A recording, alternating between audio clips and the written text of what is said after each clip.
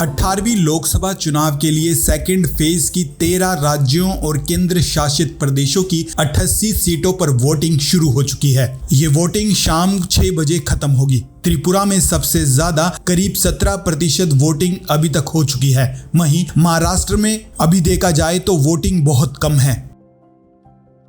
वहीं वोटिंग के बीच ममता बनर्जी की पार्टी टीएमसी ने आरोप लगाया है कि बंगाल की 2 लोकसभा सीटों पर महिलाओं को वोटिंग करने से रोका जा रहा है। वहीं महाराष्ट्र के अमरावती और बुल्डाना में सुबह से ही बरसात लगातार जारी है, जिसके चलते यहां पर मतदान धीमी रफ्तार से हो रहा है। सेकंड फेज में लोकसभा अध्यक्ष ओम बिड़ला, 5 केंद्रीय मंत्री, 2 पूर्व सीएम और 3 फिल्मी सितारे मैदान में हैं। इसके अलावा राहुल गांधी, शशि थरूर और हेमा मालिनी की सीट पर भी वोटिंग हो रही है। बता दें कि 2019 में सेकंड फेज की सीटों पर सबसे ज्यादा भाजपा को 50 और एनडीए के सहयोगी दलों ने 8 सीटें जीती थी। कांग्रेस के खाते में 21 सीटें आई थी, अन्य को लगभग 9 सीटें मिली थी।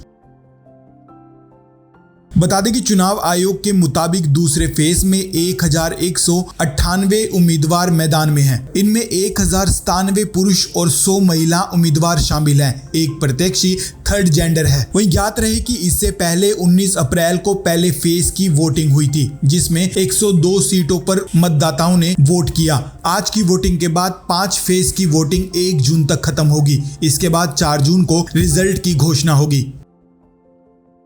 वहीं मतदान के दौरान केंद्रीय मंत्री निर्मला सीतारमण का भी बयान सामने आया है। उन्होंने कहा कि मुझे लगता है कि विपक्ष के पास कोई अपना मुद्दा नहीं, उनके पास कोई सकारात्मक एजेंडा नहीं, इसलिए वे लगातार प्रधानमंत्री पर निशाना साध रहे हैं। वे व्यक्तिगत हमले भी कर रहे हैं और इससे बुरी बात यह है कि वे ऐसी चीजें ला रहे हैं जिन्हें वे खुद लागू नहीं कर सकते।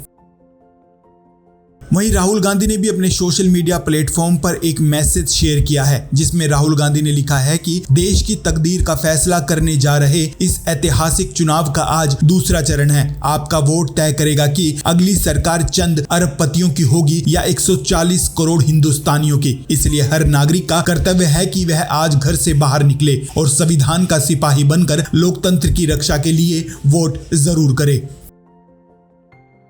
इसके साथ ही आपको बता दें कि मणिपुर में ड्रोन के जरिए इलाके की निगरानी की जा रही है। लोकसभा चुनाव के दूसरे फेज में यहां वोटिंग शुरू हो चुकी है। बता दें कि इससे पहले 19 अप्रैल को पहले चरण की वोटिंग के दौरान यहां हिंसा की घटनाएं सामने आई थी। इसके बाद 22 अप्रैल को मणिपुर लोकसभा क्षेत्र के 11 मतदान केंद्रों पर फिर से वोटिंग कराई गई थी।